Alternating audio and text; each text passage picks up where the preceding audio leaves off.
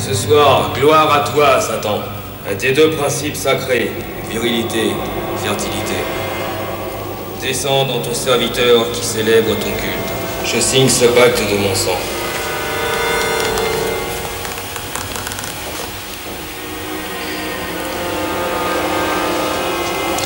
Gloire à toi, Satan.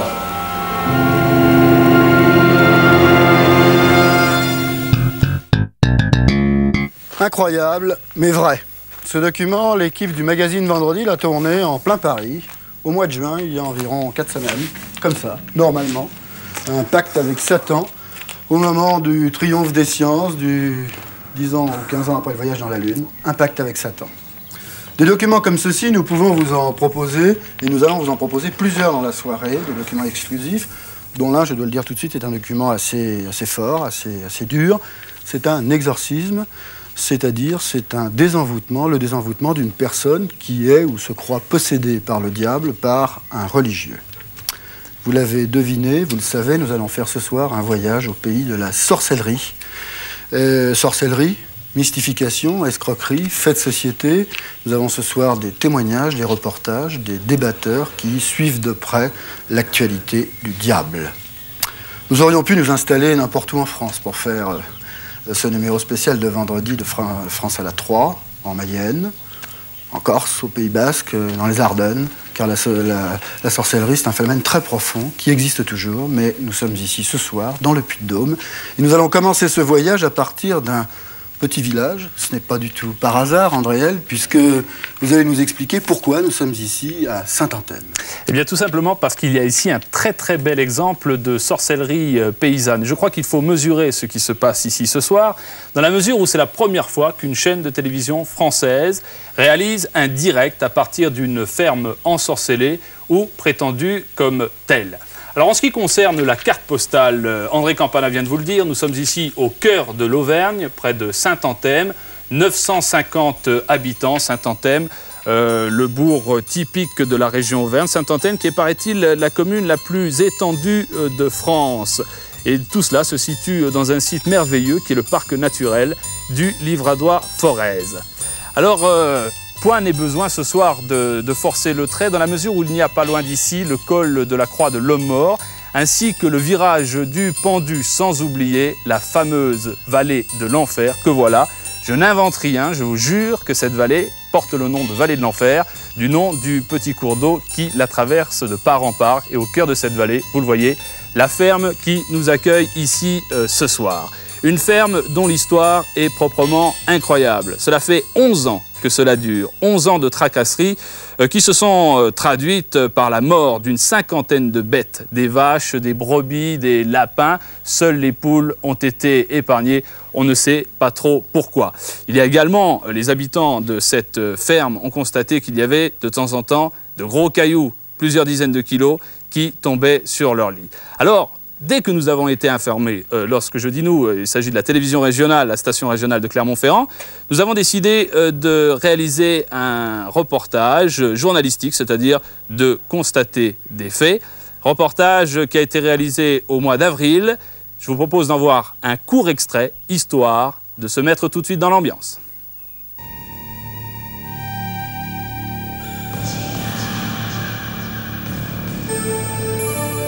Enfer et damnation dans le Puy-de-Dôme.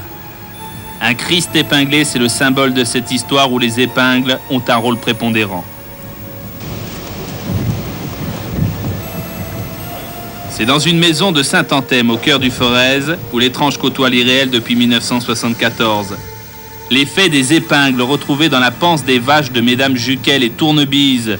Toutes leurs vaches, brebis, lapins ont ainsi été décimées par ces épingles maudites, malgré le collier d'ail dont l'objectif est d'éloigner les esprits. Et pourtant, elles sont particulièrement croyantes et ne s'expliquent pas ces étranges phénomènes. Qu'est-ce qui s'est passé depuis tout à l'heure là? Eh ben, vous voyez ce qui est apparu dans le bac des cochons. Mais là, entre tout à l'heure et... Oui, après que vous avez été parti là. Tout de suite après?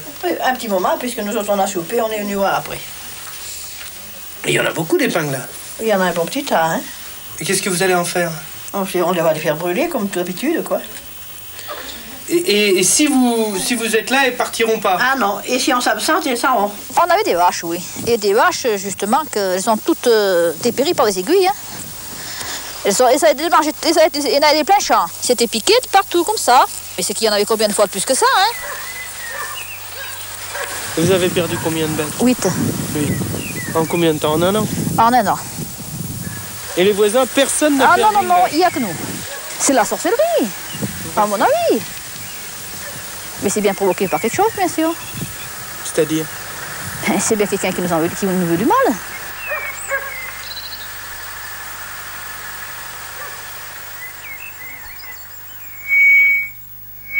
Oui, certainement, et c'est donc une des grandes questions que nous allons essayer d'élucider ce soir. Dernière manifestation des épingles, c'était hier soir.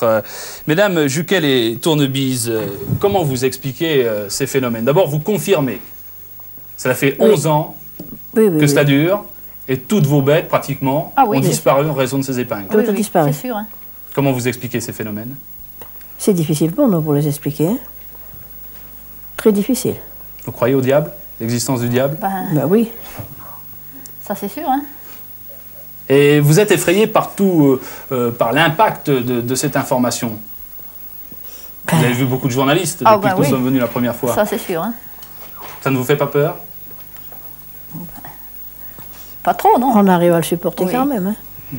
Vous avez une explication sur la présence de ces aiguilles? Ça peut être, ce n'est pas obligatoirement de la sorcellerie. Ben oui, mais enfin, c'est bien provoqué par quelque chose. Hein. C'est pour ça que je vous demande à votre avis, par quoi? On ne sait pas trop, hein, mais enfin... Alors, 11 ans... Oui, Madame Tournebise? On pense bien que du moment qu'elle vienne et qu'elle reparte, hein, c'est des choses invraisemblables. Surnaturelles? Ah oui. Ce n'est pas provoqué par une malveillance? Alors là, il y a peut-être les deux. Et 11 ans de tracasserie, ça vous a coûté de l'argent pour essayer d'endiguer ce phénomène? Ah ben c'est sûr, parce que comme on a perdu toutes les bêtes, ça nous a rien rapporté après.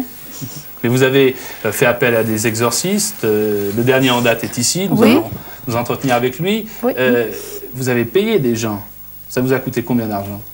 Enfin, on n'y a pas marqué. Hein. Non. C'est des gens qui viennent bien pour nous aider. Hein. Oui. Bien, alors depuis 3 mois, c'est un exorciste qui s'occupe de vous, Jean Couronnet. Qu'est-ce que vous faites exactement? Des exercices, c'est-à-dire que bon, ces gens, une cliente m'a apporté le journal, parce que j'ai pas le temps. Hein. Et j'ai vu ces gens dans la peine, donc j'ai proposé mes services. Vous êtes exorciste de métier? Vous avez un autre métier? Non, je fais plus que ça maintenant. C'est-à-dire vous vivez de ça? Je vis de ça, oui. Et vous prenez de l'argent? Non, le client il donne ce qu'il veut, parce que vous savez, il y a des gens riches et il y a des gens pauvres. Donc, les personnes, ce qu'elles veulent, si elles ne peuvent pas payer, vous savez, elles ne peuvent pas payer. Ça, je ne vais pas lui mettre le couteau sous la gorge, et on jette des épingles. On va pas leur mettre le couteau. Alors, vous avez réalisé combien d'exorcismes? D'abord, combien d'exorcismes que j'ai réalisé? Je me suis déplacé 4 fois dans cette maison, dont une nuit. J'ai dû faire en tout 7 exorcismes. Parce que je le fais chez moi aussi. Hein. Et à votre avis, ces épingles viennent d'où? Oh, c'est quelqu'un qui a racheté un sort, hein, ça j'en suis sûr. Qui a jeté un sort. Ouais. Et vous avez la capacité de contrecarrer cette action? Ben j'essaye. Alors qu'est-ce que vous faites concrètement? Les exorcismes, bon, j'ai ces livres d'exorcisme, des prières. De toute façon, tout se passe par prière. C'est-à-dire, on donne un ordre au malin, à Satan, à Belzébuth, enfin celui que vous voulez, hein, tous les noms que vous voulez. Hein. On donne un ordre à Satan de partir. Enfin. Vous avez bon espoir de régler ce cas? Oui, j'ai un gros espoir. Parce que les aiguilles, bon, quand je suis arrivé ici, il y avait des boules de billard en fin de compte. Hein. C'était des amalgames d'aiguilles. Et au bout du 4e exorcisme, même au bout du 3e, ce sont des bouts d'aiguilles qui restent. Les aiguilles sont cassées, il ne reste que des têtes d'aiguilles. C'est vraiment un bel exemple de sorcellerie. C'est-à-dire qu'on voit bien le cas, disons que moi je vois par rapport à l'exercice que j'ai fait, donc j'ai vu ces boules d'aiguilles, après j'ai vu ces aiguilles s'étaler, et maintenant je vois que des petites têtes d'épingle. Donc si maintenant il y a d'autres manifestations, c'est le linge qui s'envole. Bon, on va voir maintenant ce que ça peut donner de ce côté-là. Hein. Vous personnellement, vous croyez en l'existence du diable? Ah ben bien sûr, parce que je le combats. Jean Couronnet, je vous remercie, bonne chance. Ben, on va continuer. Le diable, nous en parlions, je crois que c'est ce soir, outre quelques invités de marque. C'est l'invité d'honneur, disons, d'André Campana. Bon, en tous les cas, nous avons beaucoup de gens qui suivent les allées et venues du diable. On va parler d'abord un peu de cette affaire de la ferme de Saint-Anthème. Peut-être avant d'en parler, complétons rapidement le dossier, je vous propose. Il y a une instruction qui a été ouverte. Nous avons eu accès au dossier d'instruction puisqu'il y a eu un non-lieu et donc au rapport de gendarmerie, qui sont des rapports de gendarmerie sur les faits, ce qui a été constaté. Jean-Charles Degnaud, pouvez nous lire quelques extraits rapides de ces rapports? Le dossier est d'abord assez volumineux. Alors voici quelques extraits importants. Entre décembre 1974 et le 17 avril 1975, 5 vaches ont été abattues à l'abattoir d'Ambert. Le vétérinaire constatait chaque fois que chacune de ces bêtes avait dans la panse une vingtaine d'aiguilles à coudre ou d'épingles de sûreté. Des certificats médicaux en date des 14 février 1975 et 16 avril 1976 concluaient que les vaches avaient dû être abattues à la suite d'ingestion de corps étrangers. Alors voici un exemple. Le certificat du 17 avril 1975, par exemple, précise que la vache numéro 252 623 présentait des lésions importantes et que le bonnet comportait plus de 300 grammes de morceaux de ferraille. Et comment est-ce qu'on faisait ingurgiter? Alors, comment est-ce qu'elles arrivaient à manger? Précise le constat. Oui. Il s'avère qu'une personne, sans doute à l'aide d'une bouteille remplie d'huile, a fait avaler des aiguilles aux bêtes. Un acte de malveillance a donc été consommé. C'est ce que disent les gendarmes. Une commission rogatoire délivrée au commandant de la brigade de gendarmerie de Saint-Anthème, l'adjudant Mioche, a conclu qu'aucun commerçant de la région, 9 commerçants ont été consultés, n'a vendu des épingles aux tournebises ou n'a constaté d'achat suspect d'épingles de sûreté. Et voici la conclusion du rapport. Il résulte que l'hypothèse de l'intervention d'un tiers absolument étranger aux familles mises en cause n'est pas à exclure. Force est cependant de constater que l'information n'a pu réussir à réunir à ce jour des charges suffisantes contre quiconque. Dans ces conditions, et en attendant la survenance d'éléments nouveaux, le non-lieu sera requis, c'est ce qui a été fait. Bien, alors le premier que j'avais interrogé, c'est Henri Brock. Henri Brock, vous êtes auteur d'un livre qui vient de paraître aux éditions du Seuil, Le Paranormal.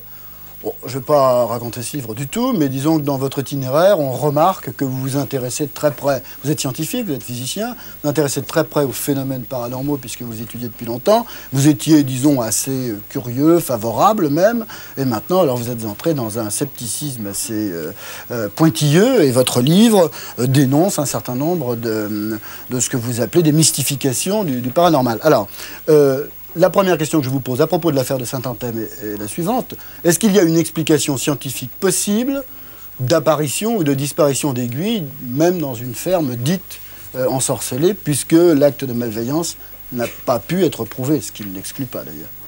Je crois que le premier point à soulever dans les reportages qu'on a pu voir, c'est qu'il n'y a pas d'apparition ou de disparition d'épingles. À un instant, il n'y a rien, un instant après, il y a des épingles. Personne n'a vu apparaître ou disparaître les aiguilles. Donc la réalité de la dématérialisation, si on peut dire, des épingles est loin d'être prouvée. De toute manière, je veux dire, physiquement, ça ne tient pas la route.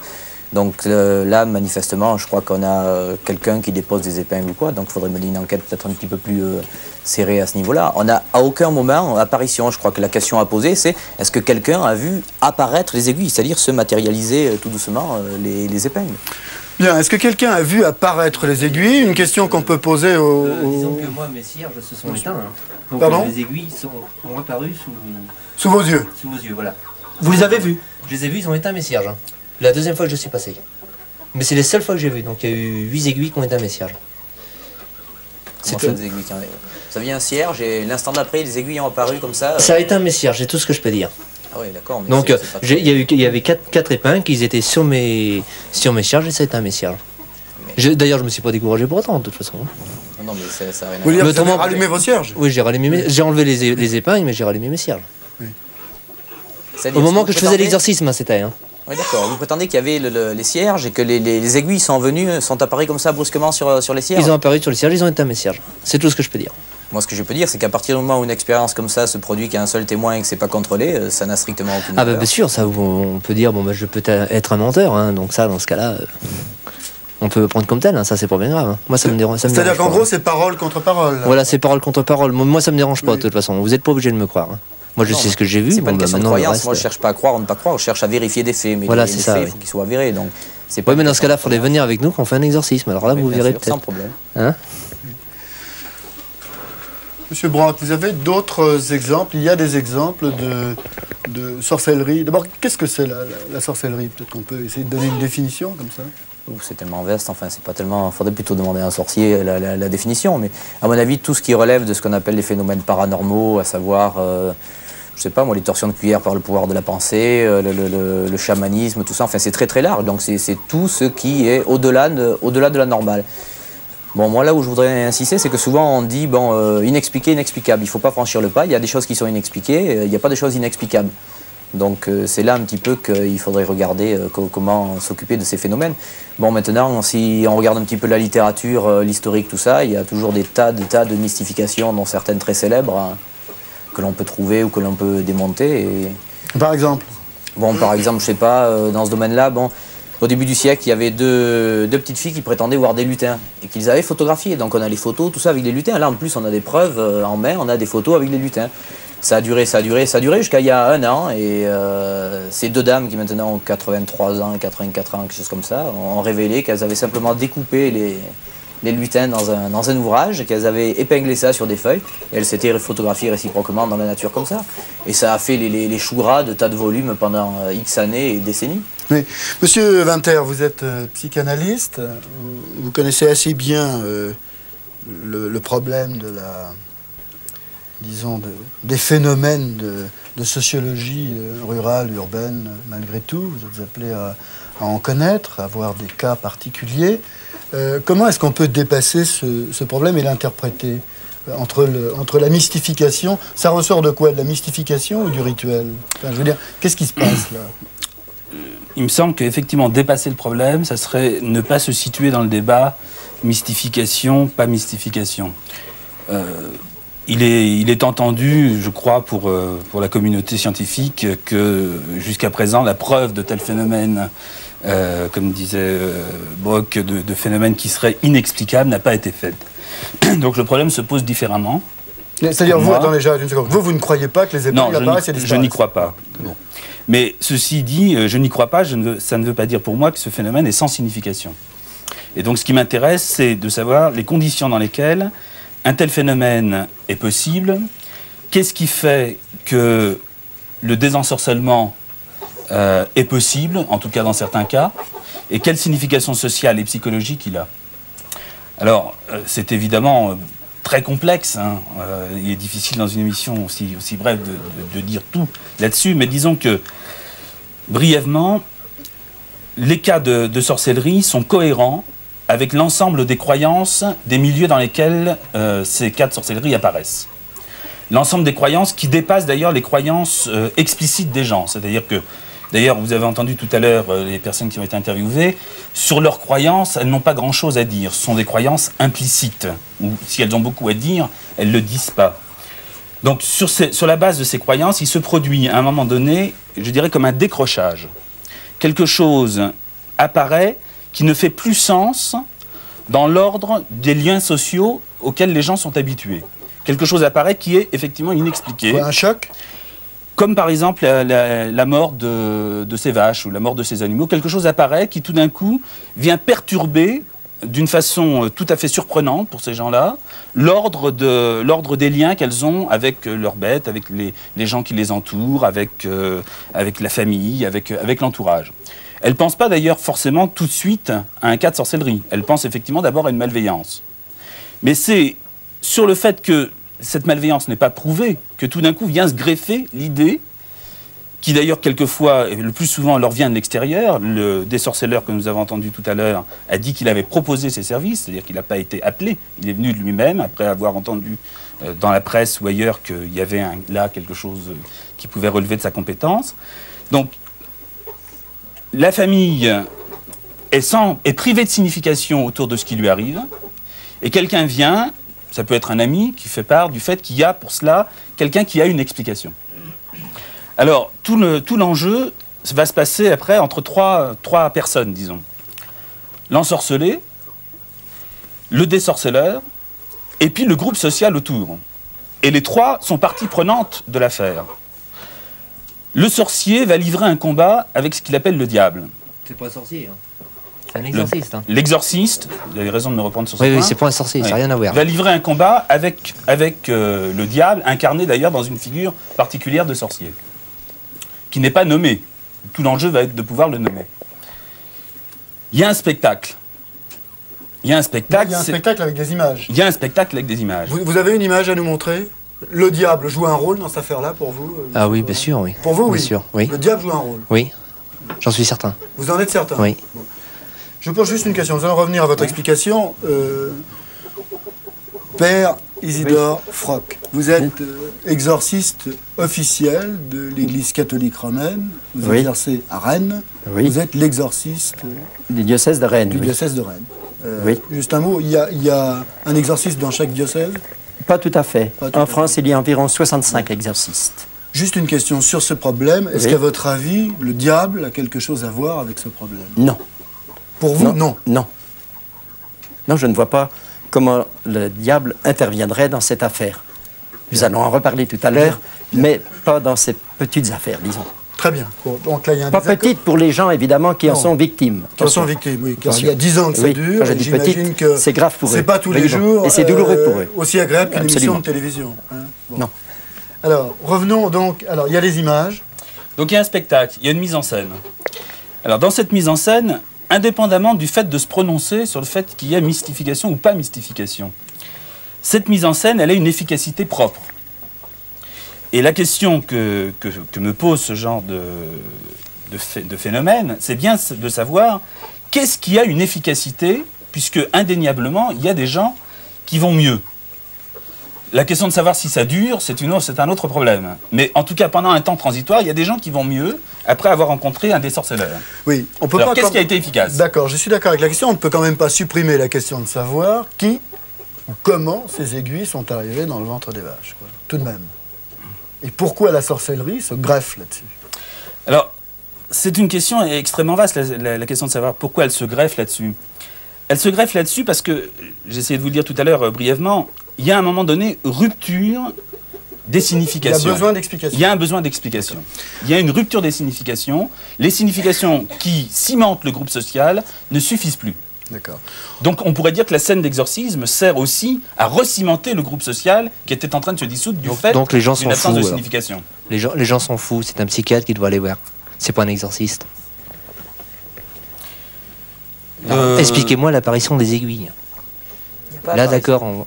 Ah si, il y a apparition. Ah si, il y a apparition. Il y a même disparition. Il y a même une disparition de médailles. J'ai mis des médailles, de toute façon, elles ont disparu. On a fait sortir les gens pour savoir. Ça veut dire quoi, disparition? Ça veut dire à un instant, la médaille est liée, un instant plus tard, écoutez, de toute façon, on va faire des expériences tout à l'heure. On va aller dans la la cuisine parce qu'on a posé des médailles dans un tiroir. Non, mais je veux dire, il faut être rigoureux sur les termes. Il n'y a pas apparition et disparition. Ou alors c'est apparition et disparition comme ça. C'est pas une matérialisation comme on pourrait le laisser supposer. Donc il faut faire attention aux termes que l'on emploie. C'est-à-dire les phénomènes qui sont ici revendiqués ne sont pas prouvés, loin de là. À l'heure actuelle, tel que ça se passe, il n'y a strictement rien de prouvé. C'est-à-dire on a des aiguilles. Ce qui est prouvé, bien sûr, c'est que manifestement, il y a eu acte de malveillance. Alors les Juquel, ils ont tué leurs animaux comme ça. Toutes les femelles, ils sont passées. Hein. Toutes les femelles. Manifestement, il y a un acte de malveillance. Ah ben non, alors les lapines, c'est pareil, ils sont passés, c'est tout pareil alors. Henri Brock. Vous prenez la chienne, c'est pareil, tous ces petits sont morts. Alors ça vient de quoi? Alors c'est Jucal qui est passé pampan, allez hop, on n'en parle plus. Et après c'est Satan. Je crois que chacun ici pense à un acte de malveillance. Oui. Mais nous allons revenir au sujet. Des campagnes à la ville, le phénomène est le même. Si vous voulez, il faut considérer que la ville, c'est pas une unité. Et que subsistent dans la ville, je dirais, différents niveaux de civilisation. Ou en tout cas, différents types de liens sociaux. On n'est pas tous dans une ville unis par le savoir scientifique, universitaire, par le savoir imposé, dominant. Il y a des cultures écrasées dans une ville. Et des cultures écrasées qui, à certains moments, se font entendre d'une façon ou d'une autre contre la science officielle. Alors, le problème, c'est pas de savoir si les moyens qu'elles ont de se faire entendre sont pertinents au regard de la science officielle. La question, c'est de savoir quelle est leur pertinence propre à l'intérieur du groupe social. D'accord. Donc il y a des sorciers dans les villes. Il y a des sorciers dans les villes. Il y a un développement de la sorcellerie dans les villes. Oui, bien sûr. Juste un petit mot, il n'y a pas de science officielle, il y a la science tout court. Il n'y a pas de science officielle, de science parallèle. C'est la science. Ouais. Je vous propose maintenant de faire connaissance avec un autre personnage, un nouveau personnage que je vais interroger qui s'appelle Patrick Guérin. Patrick Guérin, vous avez quel âge? 29 ans. Vous habitez à quel endroit?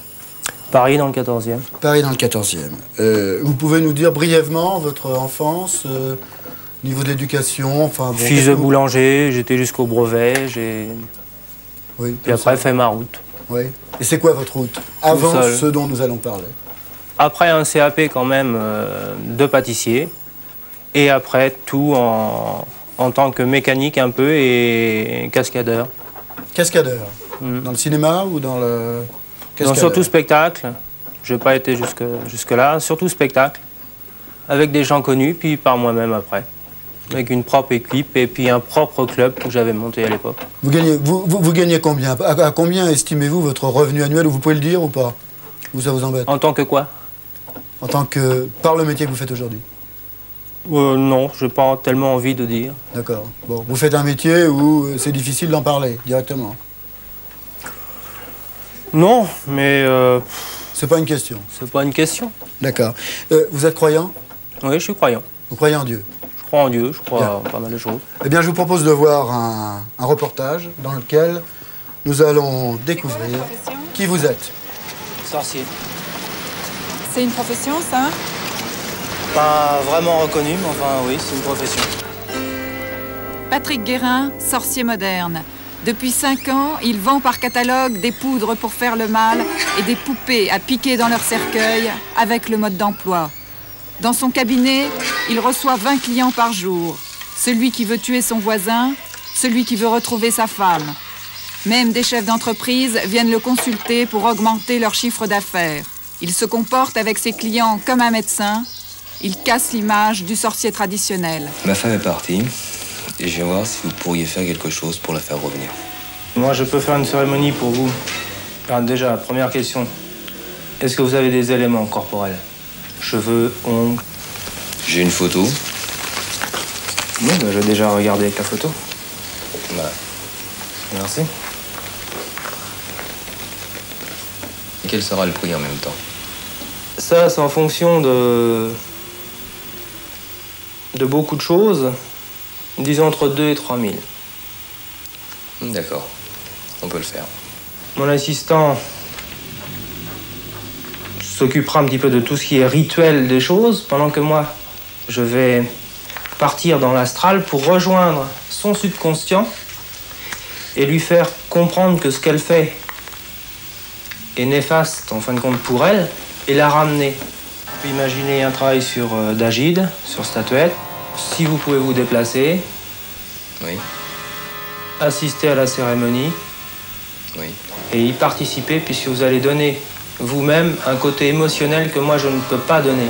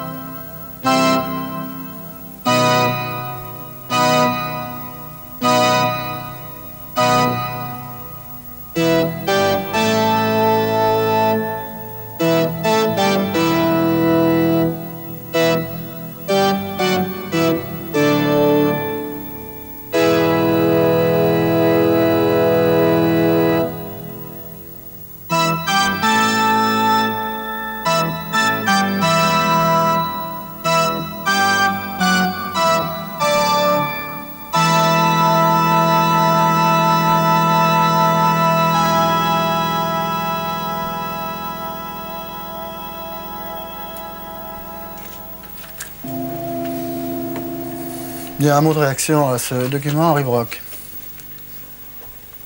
C'est assez difficile de réagir à un document comme ça. Et je veux dire, c'est assez impressionnant au point de vue quand on voit le sorcier, disons, participer. Ce qu'on peut remarquer, c'est la contraction, la dilatation du ventre, tout ça, qui est ce qui en termes médicaux s'appelle la quatriémophrènose. C'est une contraction de l'abdomen. Alors je ne sais pas si monsieur l'effectue consciemment ou inconsciemment, mais c'est une contraction de l'abdomen, un blocage de l'abdomen en position basse, et avec des inspirations forcées, on arrive à avoir un ventre qui peut atteindre le volume de celui d'une femme enceinte de 8 ou 9 mois. Et c'était réputé pour être un miracle jusqu'à peu près 1903, c'était même un miracle à Lourdes, et qui a été démystifié en partie par le docteur Alfred Kranz, qui avait fait un papier en 1955, justement à propos de ce miracle de Lourdes. Du point de vue du miracle, alors que c'est un exercice physique impressionnant. Ce mouvement du ventre, Patrick Guérin, du corps... Enfin, alors déjà, je ne vais pas l'expliquer, puisque c'est la première fois que je le vois. Maintenant, je m'explique mieux pourquoi j'ai certaines douleurs après. Et qui m'obligent d'ailleurs des fois à stopper toute activité pendant un petit moment. Si vous m'expliquez ça comme ça, c'est très bien. Maintenant, je ne sais pas du tout ce qui se passe. À faire ça, Patrick Guérin ? Ah, ça, c'est une technique à moi que j'ai mis au point par d'autres connaissances. C'est tout, je ne peux pas dire. C'est la première fois que je vois. Je suis assez surpris des images, c'est tout. Jusqu'à maintenant, les clients m'avaient dit. Ou les gens qui étaient là m'avaient dit. Mais je n'avais jamais vu. Donc, je ne peux pas répondre. Une question comme ça. Je croyais que les sorciers ne voulaient pas se faire photographier ou ne pouvaient pas être photographiés. J'ai vu une photo de vous dans un journal de télévision, Télé 7 jours. Je croyais que les sorciers ne pouvaient pas se faire photographier. Ah bah, il faudra me répondre pourquoi alors. Oui, d'accord. Comment est-ce qu'on devient sorcier? Bon, on devient sorcier en rencontrant d'autres personnes qui travaillent dans les campagnes, qui travaillent en ville aussi, et qui veulent bien vous initier à partir du moment où ils sentent une certaine force en vous, certaines choses que moi je ressens pour d'autres maintenant. Ouais.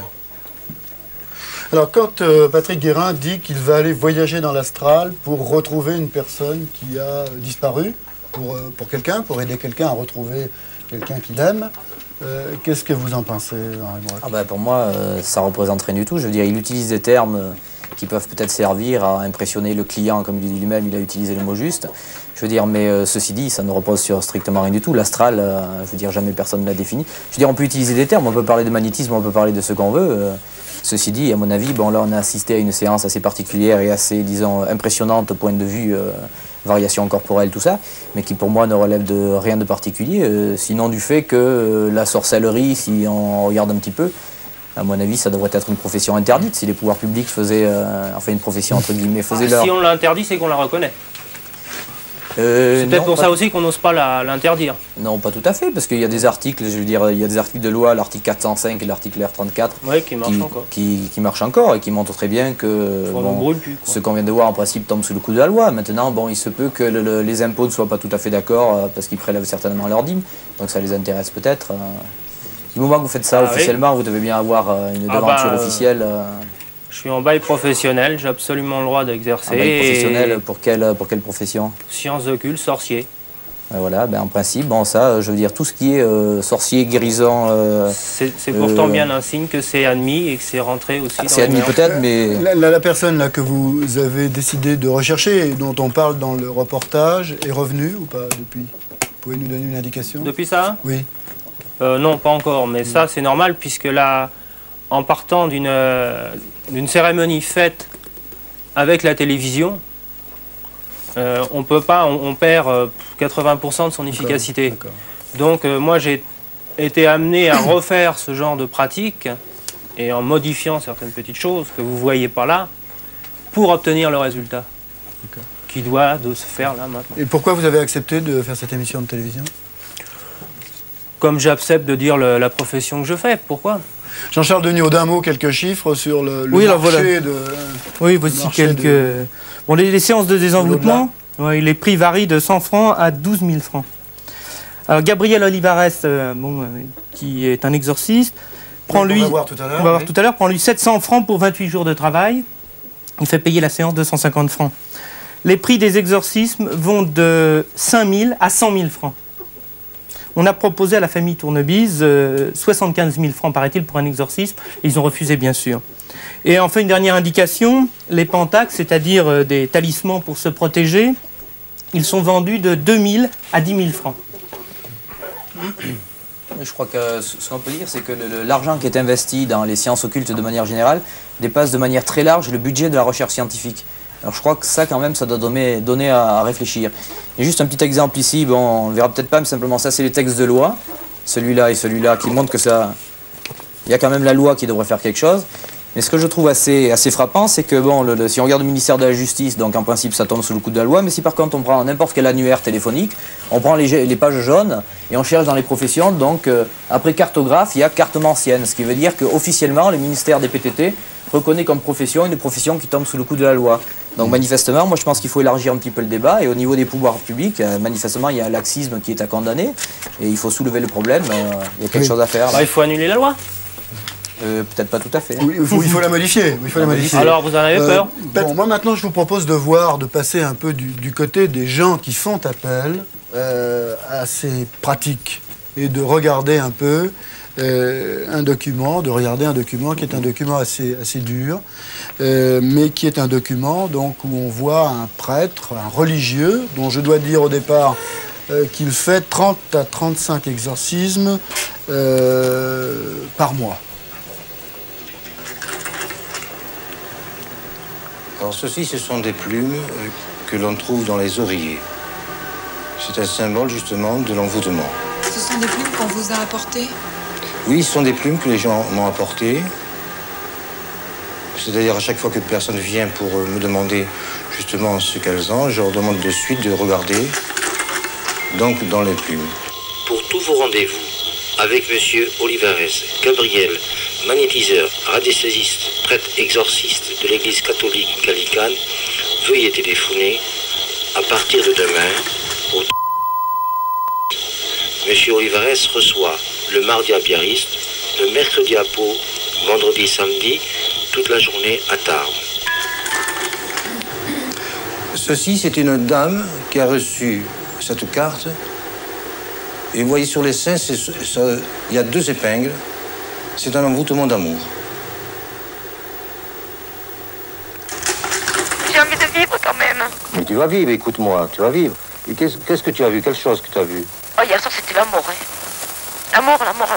Tu as vu l'amour? Ah, Gabriel, j'ai vu l'amour partout. Tu verras, tout va s'arranger ce soir. Tu verras la lumière. Chantal, 31 ans, séparée de son mari et mère de 3 enfants. Tu vas m'en sortir, Gabriel. Tu vas m'en sortir de ce mal. Oui, je vais t'en sortir. Oui. Oui,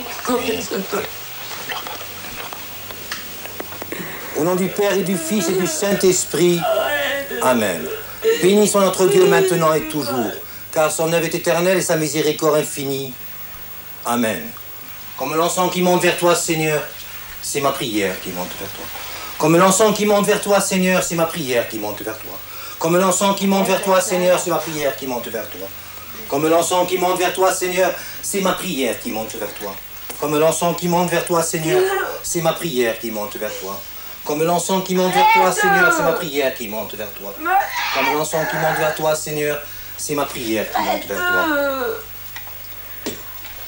Kyrie eleison, Kyrie eleison, Kyrie eleison, Kyrie eleison, Kyrie eleison, Kyrie eleison. Pas de tout, papa. Bien sûr, Chantal, Pas de tout. C'est fini.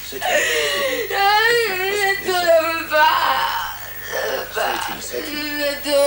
En communion sous l'ange des patrinages du grand prophète, de Saint Jean-Baptiste le précurseur et par-dessus notre souveraine Mère de Dieu, toujours Vierge Marie, toi vraiment la Mère de Dieu, nous t'exaltons des Saints Pierre, Paul, Jean-Jacques, André, et de tous les apôtres évangélistes et disciples du Seigneur, d'Étienne, Laurent, Catherine, Blandine, Denis, Rustique, Léther, de tous les martyrs, d'Irène, Athasilade de Poitiers, Guérodolien, Jean-Christo d'Ambroise de Milan, Augustin d'Hippon, Grégoire de Rome, Martin, Ségère, Jamais, et de tous les docteurs et pontifes, d'Antoine, Pacôme, Casien, Benoît, Colomban, Geneviève, Radegonde, Claudine, François, Jeanne, Thérèse, Louis, Séraphin de Savoie, et de tous les saints par la prière, Seigneur, délivre-nous du malin. Kyrie eleison, Kyrie eleison, Kyrie eleison. Arrête, s'il te plaît. S'il te plaît, je veux pas. Oui, arrête. Le Seigneur des Seigneurs te commande, retire-toi. Dieu Tout-Puissant te commande, retire-toi. Arrête. Arrête mes yeux. Je te conjure, démon, prince des ténèbres, auteur de la mort, au nom de la Sainte Église du Christ, au nom de la foi de tous les fidèles serviteurs de Dieu, au nom de la prière de tous les saints, fuis loin de cette créature, sans lui causer de mal, sans lui laisser la grille de ta haine, sans l'amarrer de ta trace de ton passage. Va-t'en ruser, maudit prince de la mort, mais ne garde ni sur son corps, ni sur son âme un pouvoir secret. Puis prince du malheur, je te rends dans le nom de tous ceux qui en foi, au Père, au Fils, au Saint-Esprit. Amen. Ne me touche pas. Ne me touche pas. Ne me touche pas. Arrête, ne me touche pas. Je vous ordonne, l'esprit impur, démon, au nom de Christ Jésus, fuis loin des serviteurs de Dieu. Chantal, il n'y a plus de place en elle pour que vous y restiez, et plus vous tardez à partir, plus grande sera votre souffrance. Car sans cesse nous durons contre votre méchanceté. Je vous ordonne de vous retirer au nom de Jésus-Christ, Fils de Dieu vivant, et partez dans le désert, car il a vos nouvelles demeures. Ne différez pas et fuyez, sinon vos souffrances vont grandir, car l'esprit de vérité vous consumera de son souffle purificateur.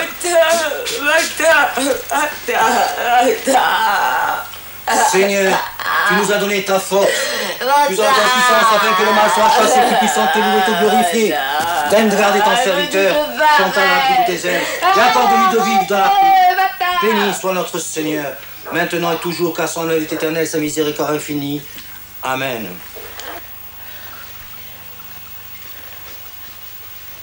C'est bon de respirer, hein. De se sentir libéré de ce poids qui vous serre. J'ai fait des psychiatres. C'est rigolo, je peux vous dire. Pour certaines personnes peut-être, mais pour moi, c'était pas bon du tout, du tout, du tout. J'ai pas besoin de raconter ma vie. Qu'est-ce qu'ils vous disaient, les psychiatres? Ils m'écoutaient. Ils leur racontaient? Je racontais tout, depuis que j'étais petite. Elle m'a dit, écoutez, oui. Tiens, un médicament, tiens, un autre médicament, et tête, tu vas partir en maison de repos, Chantal. Toujours pareil. Médicaments. Les nerfs. C'est sûr que les nerfs, à force, ils s'usent. Mais avant les nerfs, il y a quelque chose d'autre. Hein? Il y a quoi? Il y a l'autre. La méchante, l'égoïste. Qui tape. Qui crie. Mon père, alors quelle est votre réaction? D'abord, tout d'abord, je parle en mon nom personnel, je tiens à le signaler. Ma réaction, ça me fait mal. Ça me fait mal, non pas à cause de ce qu'on vient de voir, là. J'ai vu des scènes à peu près de ce genre pendant que j'étais aumônier d'hôpital psychiatrique, voyez-vous. Ce qui me fait mal, c'est la peur que ça va causer dans la population. Tous ces pauvres gens qui souffrent, qui ne comprennent pas ce qui leur arrive, et on ne fait que les enfoncer dans leur angoisse. Et à mon point de vue, faire un exorcisme dans ces conditions, ce n'est pas bon. Je ne le ferai pas. Et d'ailleurs, il faut bien remarquer, je n'ai pas un pouvoir de guérir de cette manière. Quand mon évêque m'a demandé d'être exorciste du diocèse, il m'a bien spécifié d'ailleurs que si j'avais un exorcisme un jour à faire, il faudrait que je sois d'accord avec lui, qu'il me donne, même qu'il me demande de le faire. Mais pour faire un exorcisme, il faudrait avoir la certitude qu'il y a un cas, disons, satanique. Or ici, qu'est-ce qui nous montre que c'est satanique? Cette dame nous dit qu'elle a été guérie d'autre part par l'exorcisme. Il n'y a pas de preuve. À reculer devant la croix, hein. À reculer devant la croix, là. Hein. Oui, moi aussi, je peux reculer devant une croix, je veux dire. Oui. Ah oui, bah vous pouvez reculer devant une croix, c'est sûr. Je vais vous raconter... Il faut pas prendre des preuves à contrario. Excusez-moi, je vais vous raconter, ça ne m'est pas arrivé, c'est à mon prédécesseur. Un jour, on lui a amené une jeune fille de 22 ans, pour laquelle on demandait également un exorcisme. Il a dit, bon, je vais chercher de l'eau bénite. Il est passé de la pièce à côté, il a pris de l'ordinaire, il est venu, et aussitôt qu'il a pris l'ordinaire, et qu'il a voulu prendre l'ordinaire, il y a eu la crise que vous venez de voir. Ouais. Donc ce n'était pas le bénite, vous voyez. Donc pour mon père, pour vous, rien de satanique, là. Là, il n'y a rien de satanique. Monsieur Winter, je me dis. Je voudrais quand même dire, ce qui est satanique, voyez-vous, c'est la méchanceté, la haine, la violence qui est engendrée dans le monde. Ce qui est satanique, par exemple, c'était les camps de concentration. Oui, là, c'était satanique. La partie Mais pas dans ces petits faits. Et puis alors là, on arrive à des choses qui sont presque burlesques. Je regrette de le dire. Père Franck, vous croyez au diable? Personnellement? Personnellement, attention, il faut bien préciser. Oui. Croire, je crois en Dieu, voyez-vous, c'est l'objet de ma foi. Être fidèle à quelqu'un, la foi, c'est cela. Croire que Satan existe, d'accord, mais je ne peux pas donner, voyez-vous, ma foi à Satan. Henri Brock, est-ce qu'il y a une montée de l'irrationalisme? Ça vous inquiète? Oui, je crois qu'à l'heure actuelle, par le relais des médias, tout ça, les faits qui avant restaient restreints à une petite zone prennent beaucoup plus d'importance. Et je voudrais pour ma part insister sur le fait qu'il n'y a pas d'envoûteur, ça n'existe pas, il n'y a que des envoûtés. Et je crois que ce qu'on peut souhaiter, c'est Guillaume III qui l'a dit avant moi, le roi d'Angleterre, qui était obligé de faire l'imposition des mains. Il faisait l'imposition des mains et la phrase rituelle qu'il disait, c'était « Puisse Dieu vous donner meilleure santé et plus de bon sens ». Je pense que c'est ce qu'on peut souhaiter. Moi, je dirais, avant de conclure, que je crois qu'on a le droit d'être malade, mais on n'a pas le droit d'être crédule.